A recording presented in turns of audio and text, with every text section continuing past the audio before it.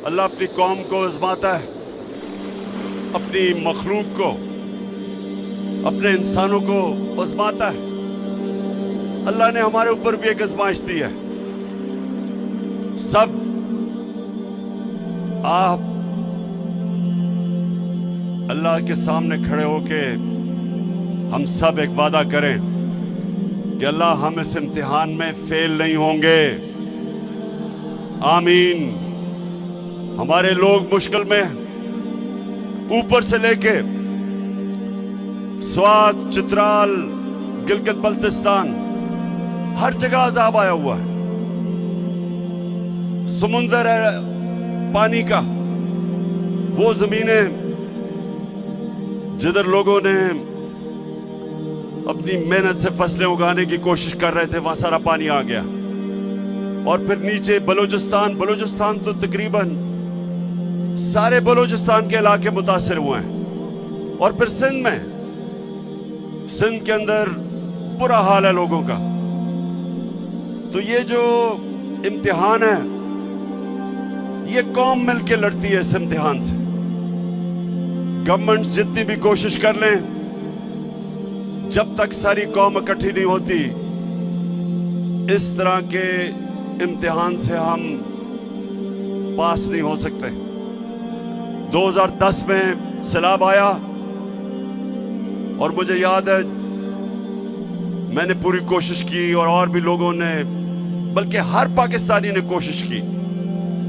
और वो इतना बड़ा हमारी कामयाबी थी कि सारे पाकिस्तानी बाहर थे, पाकिस्तान में सब ने उसमें शिरकत की।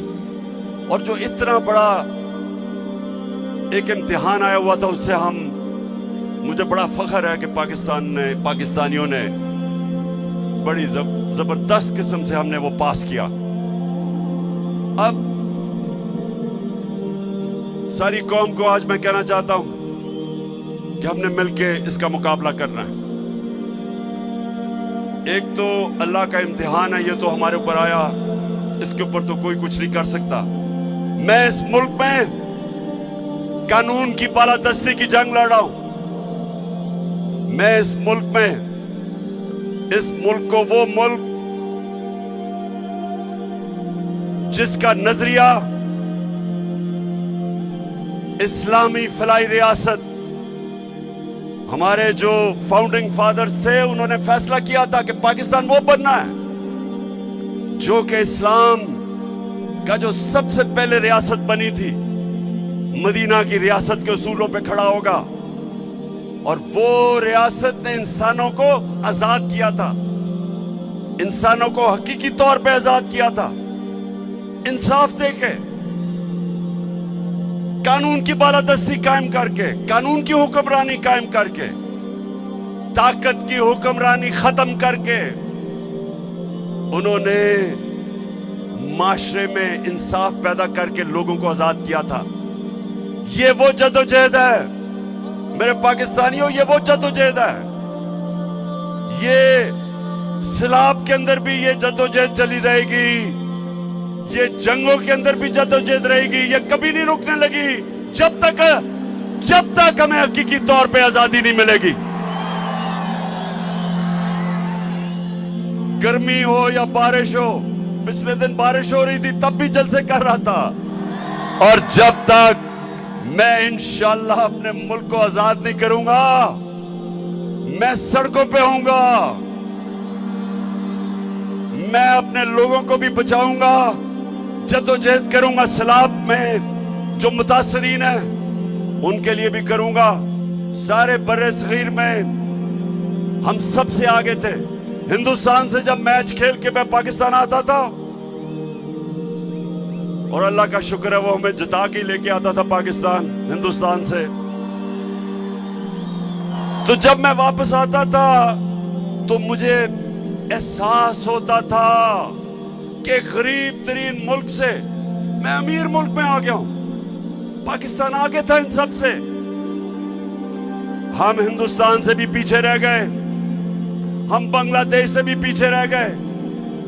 देखें, हमारा मुल्क बना था एक अजीम नारे पे, पाकिस्तान का मतलब क्या और मेरा तेरा रिश्ता क्या, और ला इलाहा इल्लल्लाह का मतलब कि अल्लाह हम तेरे सामने हाथ फैलाएंगे, हम किसी के सामने नहीं झुकेंगे। एक गैरतमंद कौम जिसका लीडर कायदे आजम, जो अंग्रेज की गुलामी में भी किसी के सामने नहीं झुकता था, नजरियाती लीडर इल्लामा इकबाल, उस कौम को इस तरह के लीडर मिले। 50 साल से आप मुझे जानते हैं, अब तो पैदा भी नहीं हुआ जब मैं क्रिकेट खेलता था। आज तक मैं अपने कानून के बीच में रहा हूं और आइन के बीच में रहा हूं। सारी मेरी 26 साल की पॉलिटिक्स कभी मैंने अपने मुल्क में इंतशार नहीं किया।